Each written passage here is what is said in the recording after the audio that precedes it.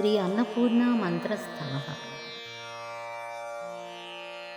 अन्नपूर्णामनुं वक्ष्ये विद्याप्रत्यङ्गमीश्वरी यस्य श्रवणमात्रेण अलक्ष्मीर्नाशमाप्नुयात्।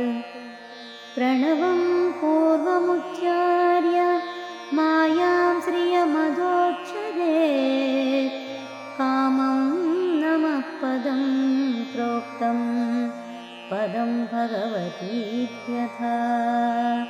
माहेश्वरी पदं पश्चादन्नपूर्णेत्यथोक्षरेत्। उत्तरे वह्निदयितां मन्त्रयेष उदीरितः।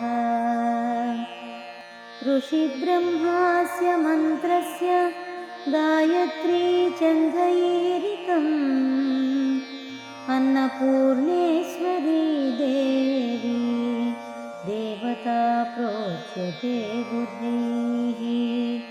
मायाबीजं बीजमाहुः लक्ष्मीशक्तिरितीरिता। कीलकं मदनं प्राहुर्मायया न्यासमाचरेत्। रक्तां विचित्रवासनां नवचन्द्रजूटामन्नप्रदाननिरतां स्तनभारनम्राम्। अन्नप्रदाननिरतां नवहेमवस्त्रामम्बां भजे कनकमौक्तिकमाल्यशोभां। नृत्यन्तमिन्दिसकलाभरणं विलोक्य ह्यष्टां भजे भगवतीं भवदुःखहन्त्रीम्। आदाय दक्षिणकरेण सुवर्णदर्पं दुग्धान्नपूर्णमितरेण च रत्नपात्रम्। एवं ध्यात्वा महादेवीं लक्षमेकं जपेन्मनम्। दशांशमन्नं जुहुयान्मन्त्रसिद्धिर्भविष्यति। एवं सिद्धस्य मन्त्रस्य प्रयोगात् शृणु पार्वती। लक्षमेकं जपेन्मन्त्रं सहस्रैकं हविर्पुनेत्। महतीं श्रियमाप्नोति कुबेरत्रयसन्निधां।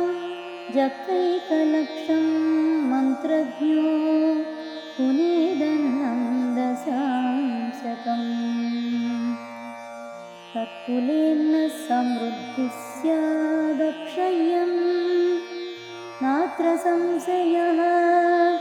अन्नं स्पृष्ट्वा जपेन्मन्त्रं नित्यं वारचतुष्टयम्। अन्नराशिमवाप्नोति समलव्यापिनीमपि। सहस्रं व्रजतेजस्तु मन्त्रमेतं नरोत्तमः। इह भोगान् यथा कामान् भुक्त्वान्ते मुक्तिमाप्नुयात्। कुलेन जायते तस्य दारिद्र्यं कलहावलिः। न कदाचिदवाप्नोति दारिद्र्यं परमेश्वरी। पलाशपुष्पैर्हवनमयुतं यस्य माचरेत्।